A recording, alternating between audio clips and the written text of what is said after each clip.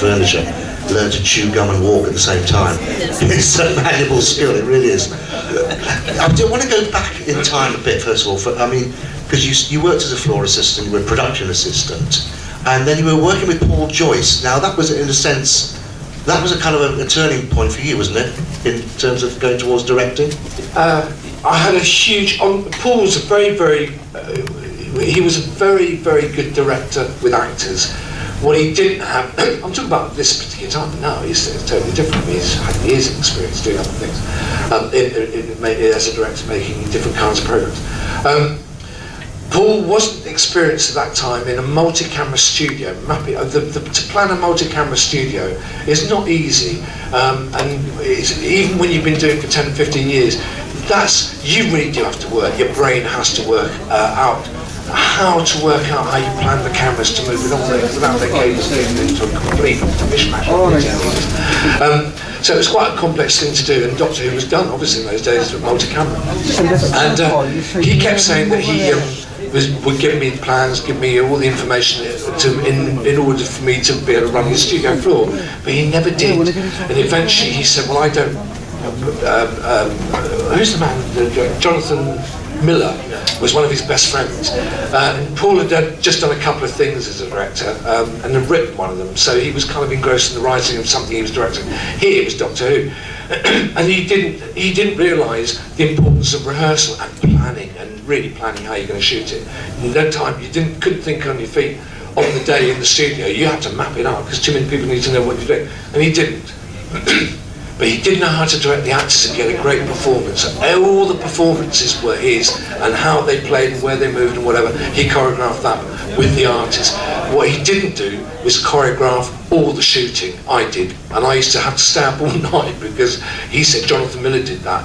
But he was doing a 9-week rehearsal or a 6-week rehearsal for a Shakespearean play. We had 5 days for 2 episodes of a mad Doctor Who, complex Doctor Who story, and I had to stay up most of the night for 5 or 6 nights working out how to shoot this thing.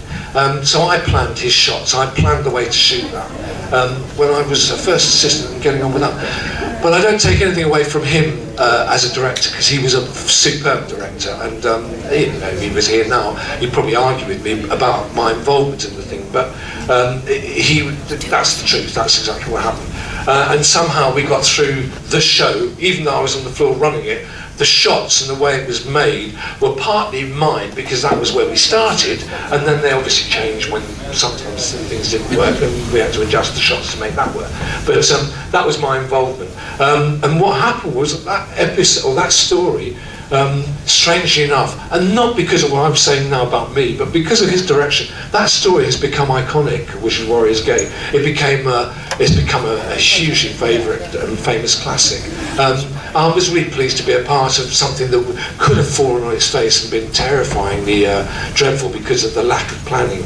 And in fact, it's ended up by being something rather well done and rather good. It gave me the confidence to know I want to direct, I really want to go and do this. And that enabled you to, Barry Letts sort of enabled you to go through on the director's course at the BBC. Yeah. John Nathan Turner was the producer, and Barry was the executive, looking after John. And then eventually Barry was released complete from Doctor Who and did other things. But Barry noticed, because I'd worked with Barry Letts on many things as a director and as a producer, and Barry, I know had give me a hard time sometimes. He reminded me how to behave, blah, blah. But he was instrumental in me becoming a director. He really could see that there was somebody who had something here, thank God, because I might have got lost there. It was brilliant. Yeah. He was a very, very astute guy in knowing who was doing what and how something was got, and giving credit where it was due. So, yeah. But you enjoy working on the floor, don't you? As a director, yeah, because I want to be with I like being with the crew. I love the crew, but I don't I'm a crew director, and the actors are a necessary evil. I like actors, and I like working with actors and getting the best we can out of the situation. And if you're stuck in a gallery, I'm talking about in those days, you're in a gallery, and the BBC was upstairs usually, and you look down onto the studio floor, and there would be 5 cameras and a floor manager, and it was faster to run it from the gallery because you can see everything rather than running down the stairs and seeing up and down to cameras. But I used to do it, I'd go as fast as I could and get down the side, so I'm coming down, I'd be there. Oh, wow, what's going on here? Because you could see the problems, you could see why a camera couldn't get you the shot, whereas you were taking someone's word. And it wasn't that you didn't trust somebody, but by being on the floor, you could go, all right, you can't go there. What about you go the other side and shoot through the window? Maybe, and you can see it quicker that way. And also, to be with the actors, and I can say to an actor, not all actors, but I can, with Colin, for example, he knows me well enough, I think, that if I say, yes, silly plonker, what are you bloody doing that for? Get over there. If I say that to an actor, that is with love. I would never dream of talking to anybody like that. Well, perhaps I hope I do. just me. Just you, yeah. But I do. But because actors get used to, you have a relationship with actors. Hopefully, not always, but most of the time, there's a bonding happens very quickly between you. You have to trust each other very quickly, and it's being there and talking, and it's the fun of the day. If you wind somebody up and say, yeah, silly twat, what are you doing that for? But it's a relief as well, because you're in the same boat. You could be saying, well, you did to me as well, because I make mistakes. Or it's a lot of fun.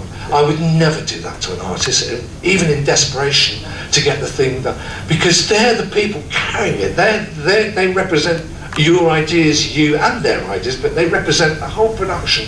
They're the ones up front, and if you don't get them right, or you destroy their performance by being that rude and aggressive, that's why I like to be on the floor, because we can get it done quickly, I think. I've got some clips of on the floor, basically. Let's have a run of them and just have a look at what we put together here are clips of Graham on the floor, and then the shot as it actually then ended up on screen. So, squidge over here and let's just run this and have a look. Unless you just come straight across the floor to there. Under that table? But, yeah, sort of, it could be under the table. Yeah, why not? Come under the table. You do that. Just do one of those. What I'd like, though, is to leave him foreground right at her background left.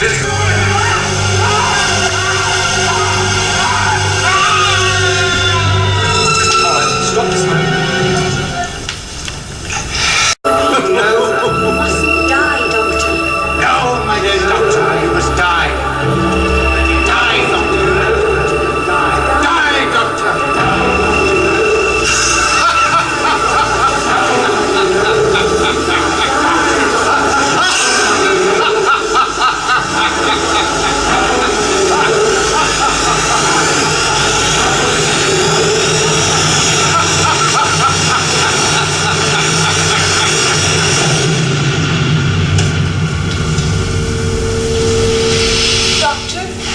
Expecting someone else?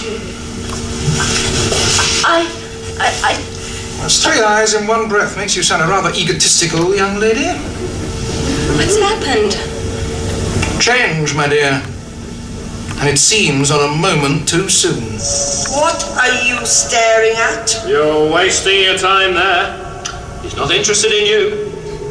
Get on with your work.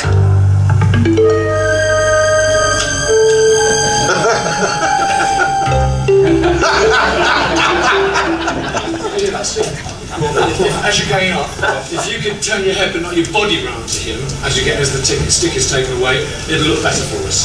Okay, fine, here we go.